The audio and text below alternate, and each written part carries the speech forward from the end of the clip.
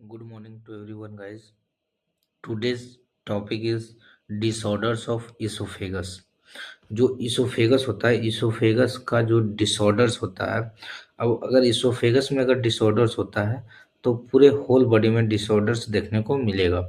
अगर हम लोग जीआईटी पढ़ रहे हैं तो जीआईटी माउथ माउथ से क्या होता है, फेरिंग्स होते हुए इसोफेगस होते हुए स्मॉल स्टोमक स्टोमक से क्या आ जाता है, लार्ज स्मॉल इंटेस्टाइन, उसके बाद लार्ज इंटेस्टाइन, उसके बाद एनस के थ्रू एक्सक्रीट आउट होता है। तो वो सब हम पीछे प्रीवियस लेक्चर में हम लोग देख चुके हैं। आज के डेट में हम लोग क्या देखेंगे, डिसऑर्डर्स ऑफ इसोफेगस। अगर इसोफेगस में अगर डिसऑर्डर्स देखने को मिल रहा है तो उसमें क्या होता है, जैसे जेंकर डाइवर्टिकुलम होता है, एक जेंकर डाइवर्टिकुलम होता है, ये डिसऑर्डर्स ऑफ इसोफेगस, इसको बोलते हैं जेंकर डाइवर्टिकुलम। अब जेंकर डाइवर्टिकुलम होता है क्या, आउट पॉचिंग इसोफेगस। इसोफेगस के पास में क्या होता है, आउट पॉचिंग, एक्स्ट्रा जो लार्ज जो मसल्स होता है वो आउट पॉचिंग की तरह बाहर निकल जाता है।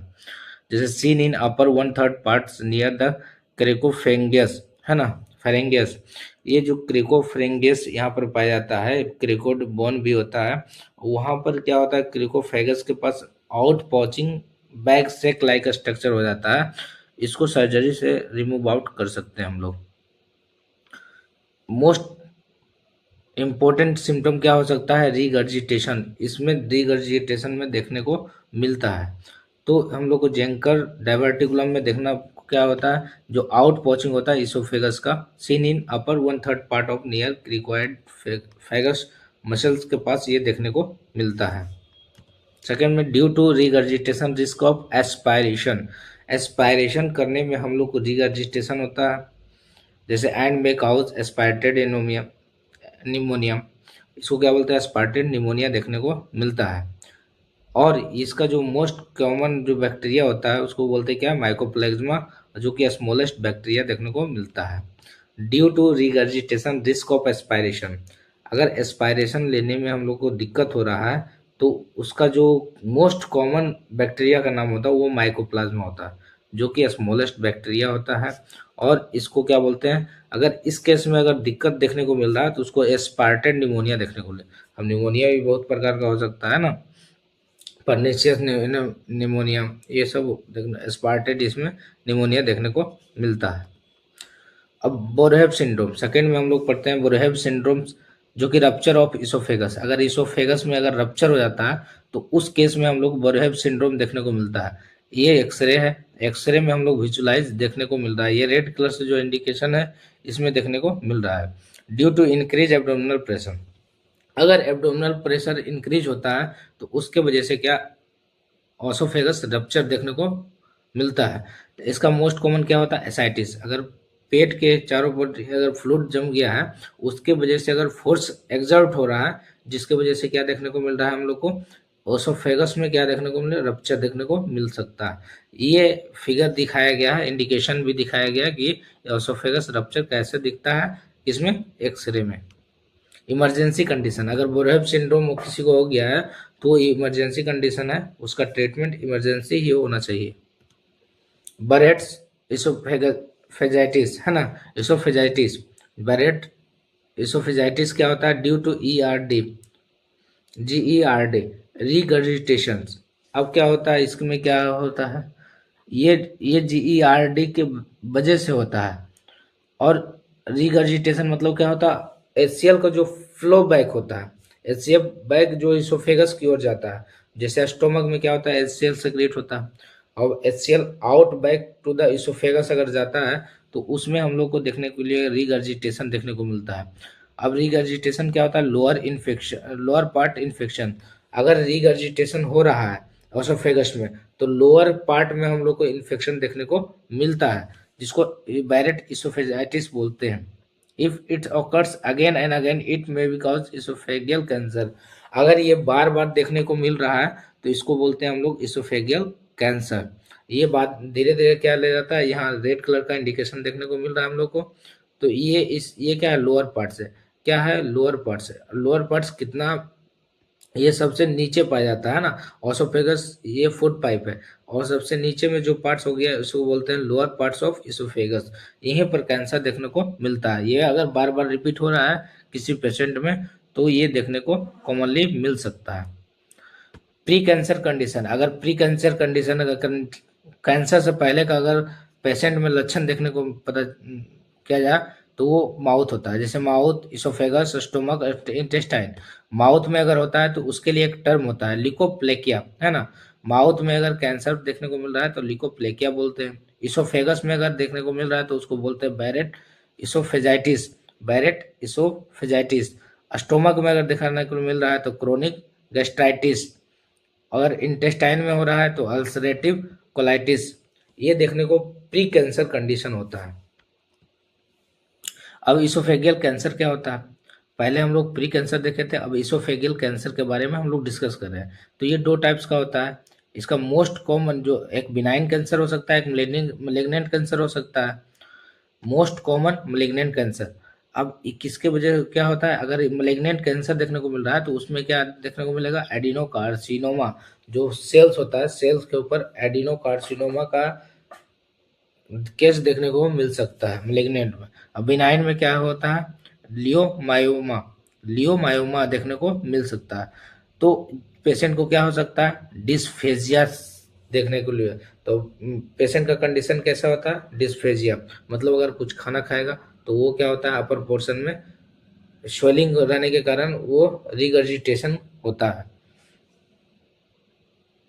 तो ये डिस्फेजिया का क्या होता है, स्वेलिंग ऑफ इसोफेगल ट्यूब। ये वर्ड्स बिग, अगर वो सिम्टम तो देख लिया, सिम्टम के बाद अगर क्या होता है, बर्ड्स बिग साइन। अगर बर्ड्स बिग के साइन जैसा देखने को मिलता है तो उसको एक्लेजिया बोलते हैं। Upset of peristalsis in oesophagus, जो एसोफेगस होता है उसमें पेरिस्टालसिस अपसेंट देखने को मिलता है। तो ये क्या हो जाता है, रेड टेल साइन। ये बच्चा में मेनली कॉमनली देखने को मिलता है। जब बच्चा जन्म लेता है तो उसका क्या होता है, जो इसोफेगस होता है एक साइड से क्लोज हो जाता है, जिसके वजह से क्या होता है, खाना खाने में दिक्कत होता है, और खा लोग क्या होता है, उल्टी होना स्टार्ट हो जाता है। तो ये प्री बच्चा में ज़्यादा देखने को लिए मिलता है। बर्ड्स बिग साइन, ये रेड टेल साइन भी बोलते हैं, बर्ड्स बिग साइन भी बोलते हैं। ये पेरिस्टालसिस को अपसेंट करवा देता है, किसमें, इसोफेगस में, जिसको बोलते हैं हम लोग इसोफेगियल कैंसर। और इसका एक टर्म है एक्लेजिया। अब ये सर्जरी के माध्यम से इसको रिमूव आउट करते हैं, है ना, सर्जरी प्लस रेडिएशन, है ना।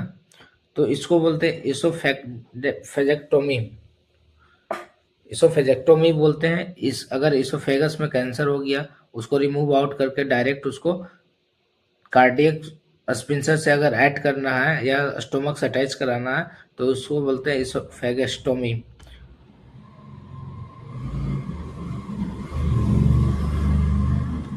अब इसोफेगियल वेरिसिस क्या है, ब्लीडिंग।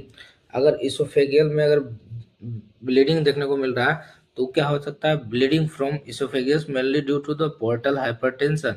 इसोफेगियल वेरिसिस या ब्लीडिंग उसमें देखने को मिल रहा है तो उस केस में क्या होता है, लीवर डैमेज हो जाता है। लीवर डैमेज होने के कारण क्या होता है, लीवर की वजह से फ्लो बैक लगने के कारण पोर्टल हाइपरटेंशन देखने को मिल सकता है और लीवर डैमेज हो जाएगा। लीवर डैमेज अगर हो जाता है तो पोर्टल हाइपरटेंशन देखने को मिल सकता है। अब इसका मोस्ट कॉमन काउज क्या हो सकता है, हिमेटमेसिस और मलीना, हाइपोवोल्मिया, एसाइटिस, और एक होता है शॉक। अगर हेमेटमेसिस होता है तो वो ब्लड वोमिटिंग, तो पेशेंट को ब्लड वोमिटिंग में ब्लड आएगा। स्टूल में अगर ब्लड होता है, लेना होता है। तो इसका एक टर्म है, मोस्ट कॉमन क्या होता है, काउज होता है इसोफेगियल वेरिसिस ब्लीडिंग में केस में। ये फिगर है, फिगर के माध्यम से बताया जा रहा है पोर्टल हाइपरटेंशन। ये लीवर क्या हो गया, डैमेज हो गया। अब लीवर डैमेज हो गया तो ऊपर से क्या हो रहा है, ड्रेनेज आ रहा है, तो यहाँ पर प्रेशर लगने के कारण क्या हो रहा है, ये आउटबैक फ्लो होगा, जिसके वजह से क्या होगा, पोर्टल हाइपरटेंशन देखने को मिल सकता है।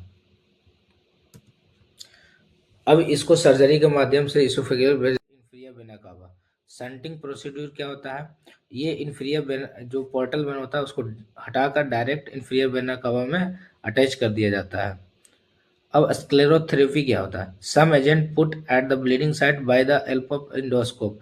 इंडोस्कोप के माध्यम से कुछ जो ब्लीडिंग साइट है, तो ब्लीडिंग साइट के पास क्या होता है, मेडिसिन अटैच कर देता है, या साइट को प्रिवेंट करने के लिए इथाइल ऑक्सलेट यूज करते हैं हम लोग। एड्रेलिन यूज करते हैं जिसका वैसो कंस्ट्रिक्शन का काम है। तो इथाइल ऑक्सलेट एक ऐसा मेडिसिन है जिसको इंडोस्कोपी के माध्यम से, जहां ब्लीडिंग साइट है, स्क्लेरोथेरेपी थेरेपी क्या है, जहां ब्लीडिंग साइट है वहां पर एक एजेंट को पुट आउट कर देते हैं जिसकी वजह से ब्लीडिंग स्टॉप हो जाता है। अब प्रोसीड, तो स्टोमक क्या होता है? जो कि इसोफेगस जो ट्यूब होता है वो कनेक्ट कराता है किससे? स्टोमक से।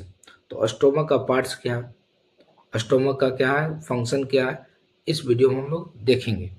बाइडेस ऑर्गन ऑफ जीआईटी, जीआईटी का सबसे बड़ा ये ऑर्गन माना जाता है, जो कि हॉलो मस्कुलर ऑर्गन का बना रहता है। अब इसको जो ब्लड सप्लाई होता है, जो स्टोमक है, स्टोमक का जो ब्लड सप्लाई होता है वो गैस्ट्रिक आर्टरी के माध्यम से होता है।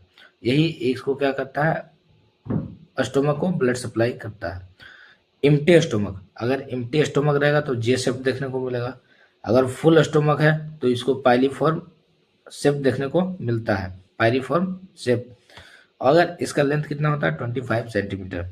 इसका कैपेसिटी क्या देखने को मिलता है, 1.5 to 2 litre, extent up to 4 litre, मतलब 1.5 से 2 लीटर देखने को मिलता है, और इसको एक्सटेंड करके 4 लीटर तक कर सकते हैं हम लोग। New born up to 50 ml, जो न्यू बॉर्न बेबी होती है उसमें क्या होता है, 50 ml का कैपेसिटी देखने को स्टोमक में मिलता है। ये पार्ट्स ऑफ क्या है, स्टोमक से। स्टोमक में फर्स्ट पार्ट में कार्डियक होता है, दूसरा पार्ट में फंडस, ये बॉडी, ये पाइलोरिक, और ये पाइलोरिक एंट्रम देखने को मिलता है। तो ये पार्ट्स हो गया क्या, स्टोमक का। अब देखने को मिलता है कि जो ये मसल्स होता है ये ग्रेटर ओमेंटम बोला जाता है। तो ये अगर अगर ग्रेटर साइड में अगर मसल्स पाया जाता है उसको ग्रेटर ओमेंटम, अगर लेसर साइड में होता है तो उसको लेसर ओमेंटम, है ना, लेसर ओमेंटम। अब लेसर क्यूबेचर लेसर में पाया जा रहा है तो लेसर क्यूबेचर, अगर ग्रेटर में तो ग्रेटर क्यूबेचर। ये पार्ट्स ऑफ क्या है, स्टोमक से। ओमेंटम क्या होता है, फोल्ड्स ऑफ मसल, मसल्स का फोल्ड को ओमेंटम बोला जाता है। इसमें फैट स्टोर होता है जिसको एडिपोज टिश्यू भी बोला जाता है। फैट एक्सेस, अगर फैट ज़्यादा हो जाता है एक्सेस तो वो बैली एब्डोमेन में चला जाता है। सीन इन काउजिंग डिजीज, ये काउजिंग डिजीज करता है। अब काउजिंग डिजीज क्या है ये भी पढ़ने को मिलेगा, काउजिंग डिजीज। कर्वेचर्स, ग्रेटर और लेसर कर्वेचर्स। कर्वेचर दो प्रकार का, एक ग्रेटर एक लेसर। तो ग्रेटर को हम लोग कॉन्वेक्स शेप बोलते हैं और लेसर को हम लोग कॉनकेव शेप बोलते हैं। स्मॉलेस्ट मसल्स इन एब्डोमेन में पाया जाता है कौन, special smallest muscles of abdomen, transversalis बोलते हैं इसको। और longest muscles of abdomen, external obliques muscles. Cells of stomach, अब स्टोमक में सेल्स कितना पाया जाता है, देखो ये कार्डियक पार्ट्स हो गया, तो उसका पार्ट्स भी हम बता दिए कि कार्डियक पार्ट्स होता है, बॉडी है ना, पाइलोरिक, ये स्पिंचर, ये पार्ट्स होता है। तो इसमें देखा जाता है कि कार्डियक पार्ट्स में क्या क्या होता है, ओनली सेल प्रेजेंट होता है, एक ही सेल प्रेजेंट होता है जिसको गॉबलेट सेल बोला जाता है या म्यूकस नेक सेल भी बोला जाता है। अब ये रिलीज करता है म्यूसिन, क्या सेक्रेशन क्या करता है, म्यूसिन। अब म्यूसिन का काम क्या है, प्रोटेक्शन एसीएल एंड रेनिन, ये प्रोटेक्ट करता है एचसीएल और रेनिन को, किसमें, जीआईटी में। ये म्यूसिन है, म्यूसिन प्रिवेंट फ्रिक्शन इन बॉल ड्यूरिंग पेरिस्टालसिस, अगर पेरिस्टालसिस मूवमेंट हो रहा है किसमें, स्टोमक में, तो उसको फ्रिक्शन लेस करने का काम म्यूसिन का ही है। मेक ए इनर कवरिंग, जो स्टोमक का इनर कवरिंग होता है वो म्यूसिन से ही बना होता है जिसके वजह से फ्रिक्शन लेस होता है। रेनिन एक प्रकार का क्या है, हार्मोन है। रेनिन हार्मोन है जो कि किडनी में सेक्रेट करता है और कुछ अमाउंट्स में ये स्टोमक में भी देखने को मिलता है जो कि म्यूसिन सेक्रेट कराता है। म्यूसिन का काम है रेनिन को प्रोटेक्ट कराना। इन बॉडी एंड फंडस, अब बॉडी और फंडस पार्ट में क्या कौन कौन सा सेल पाया जाता है, तो इसमें 3 सेल देखने को मिलता है, म्यूकस नेक सेल, पैराइटल सेल्स जिसको ऑक्जेंटिक सेल्स भी बोला जाता है, चिप सेल, जाइगोजेनिक सेल्स भी बोला जाता है, जाइमोजेनिक सेल्स। अब देखो क्या है, म्यूकस में नेक सेल्स में म्यूसिन पाया जाता है, पैराइटल सेल में ऑक्जेंटिक सेल, दोनों एक ही है, जिससे एचसीएल और इंटेंसिव फैक्टर रिलीज होता है। अब एचसीएल का काम क्या है, inner lining of the stomach को ये क्या करता है, डाइजेस्ट में मोस्ट इंपॉर्टेंट रोल निभाता है। इंट्रेंसिक फैक्टर क्या होता है, अब इंट्रेंसिक फैक्टर अंदर का जो फैक्टर होता है, अगर इंट्रेंसिक फैक्टर नहीं होगा तो विटामिन बी 12 का एब्जॉर्प्शन नहीं होगा। कहाँ पर नहीं होगा, इलियम रीजन में। इलियम किसका पार्ट है, स्मॉल इंटेस्टाइन का पार्ट है, सबसे लास्ट। और जाइगोजेनिक जो सेल्स होता है, चिप सेल जिसको बोला जाता है, वो उसको बोलते हैं वो पेप्सिन और रेनिन एंजाइम्स को सेक्रेट करता है। तो ये याद करना है कि जो सेल्स होता है, सेल का काम है अपना फंक्शन वो सेक्रेट कराना, हार्मोन्स को सेक्रेट करवाना। अब एक HCl है, हाइड्रोक्लोरिक एसिड। ये HCl जो होता है वो मेंटेन एसिडिटी को मेंटेन कराता है HCl। किल माइक्रोऑर्गेनिज्म, जितने भी माइक्रोऑर्गेनिज्म देखने को मिलता है स्टोमक में, ये माइक्रोऑर्गेनिज्म HCl के द्वारा किल होता है। और एक काम है पेप्सिनोजोन कन्वर्ट पेप्सिन। तो HCl का काम है पेप्सिनोजन को कन्वर्ट पेप्सिन में ही करवाता है। अब पेप्सिनोजन क्या है, तो एक प्रोटीन का डेरिवेटिव फॉर्म पेप्सिनोजन है, जो कि पेप्सिन में कन्वर्ट होता है, सिंपल अमाइनो एसिड होता है। अब इंट्रेंसिक फैक्टर क्या होता है, it is essential for vitamin B 12 absorption in ileum. तो इंट्रेंसिक फैक्टर अगर रिलीज नहीं होता है तो विटामिन बी 12 का एब्जॉर्प्शन देखने को नहीं मिलेगा। कहाँ पर, इलम में। अब डिफिशियंसी अगर हो जाता है, अगर विटामिन बी 12 का एब्जॉर्प्शन नहीं हो रहा है तो इंट्रेंसिक फैक्टर रिलीज नहीं हो रहा। तो इंट्रेंसिक फैक्टर अगर रिलीज नहीं हो रहा है तो विटामिन बी 12 का एब्जॉर्प्शन देखने को नहीं मिलेगा। अगर विटामिन बी 12 का एब्जॉर्प्शन नहीं देखने को मिलेगा तो उसको बोलते हैं परनीशियस एनीमिया। रेड बफी टंग, तो टंग के ऊपर रेड बफी टाइप का देखने को मिलेगा, उसको क्या बोलते हैं, परनीशियस एनीमिया। अब सीलिंग टेस्ट, अब सीलिंग की क्या टेस्ट है, is used to assess vitamin B 12 absorption. तो विटामिन बी 12 एब्जॉर्ब हो रहा है अदरवाइज नहीं हो रहा, तो उसके लिए एक टेस्ट होता है जिसको बोलते हैं सीलिंग टेस्ट। ये सिंपल 24 आवर्स यूरिन में देखा जाता है, डन इन 3 स्टेज। 3 स्टेज में इसको हम लोग रूल आउट कर सकते हैं। फर्स्ट स्टेज क्या करते हैं, oral routes, food, drinks, vitamin B 12 given after 1 hours. मतलब क्या होता है, फर्स्ट में ओरल रूट के माध्यम से हम लोग विटामिन 12 को क्या किए, डाइजेस्ट किए हैं, अंदर की ओर लिए, इनहेल किए। उसके बाद 1 gram injection vitamin B 12 collect 22 hour urine. 1 mg का क्या क्या इंजेक्शन इंसर्ट करवाएं विटामिन बी 12 का, और कॉलेक्ट 24 आवर यूरिन, उसको क्या करेगा 24 आवर यूरिन में हम लोग उसको कॉलेक्ट किए। तो अगर 10% से ज़्यादा होगा तो एक्सक्रेशन एब्जॉर्प्शन देखने को मिलेगा। अगर 10% से कम होगा तो एक्सक्रेशन और एब्जॉर्प्शन देखने को नहीं मिलेगा। तो अगर 10% से अगर ज़्यादा देखने को मिल रहा है एक्सक्रीशन या एब्जॉर्प्शन, तो वो टेस्ट जो होता है वो निगेटिव टेस्ट होता है। अगर कम देखने को मिल रहा है एक्सक्रीशन और एब्जॉर्प्शन तो वो टेस्ट पॉजिटिव हो जाएगा। ये पेशेंट, ये अगर निगेटिव होता है तो नॉर्मल पेशेंट हो जाएगा, अगर पॉजिटिव हो जाता है तो विटामिन बी 12 का एब्जॉर्प्शन देखने को नहीं मिलेगा, जिसकी वजह से परनीशियस एनीमिया देखने को मिल सकता है। स्टेज सेकेंड में, stage 1 plus इंसेक्टिव factors oral given. तो फर्स्ट स्टेज में जो हमने किया, सेकेंड स्टेज में इंट्रेंसिक फैक्टर ओरली गिवन। कुछ इंट्रेंसिक फैक्टर होते हैं जिसको ओरली गिवन किया जाता है, यूरिन लेवल एसेस, उसके बाद यूरिन में उसको एसेस करते हैं, विजुलाइज करते हैं। स्टेज थर्ड में क्या, 1 week antibiotic given assess after 1 week. मतलब 1 वीक के लिए एंटीबायोटिक गिवन किया जाता है और 1 वीक के बाद उसको एसेस कर दिया जाता है, यूरिन में देखा जाता है कि वो है या नहीं है। पाइलोरिक पार्ट क्या होता है, उसमें 2 सेल्स देखने को मिलता है, म्यूकस नेक सेल्स और जी सेल्स। गैस्ट्रिस, देखो जी सेल का काम क्या है, गैस्ट्रिन सेक्रेशन, गैस्ट्रिन का कारण, G cell gastrin secrete hormone secrete करता है। इफ जो सेक्रेशन होता है उसको गैस्ट्रिक जूस बोलते हैं, gastric hormone gastric juice secretion करता है। म्यूसिन से म्यूसिन सेक्रेशन होता है डायरेक्ट। फंक्शन ऑफ स्टोमिक, अब स्टोमक का फंक्शन क्या देखने को मिलता है, temporary storage of foods. Stomach का काम है temporary storage of foods, kill microorganism, prevent from pernicious anaemia, anaemia से ये प्रिवेंट कराता है। फंक्शन क्या है, फॉर्मेशन ऑफ काइम, काइम का फॉर्मेशन करता है, काइम।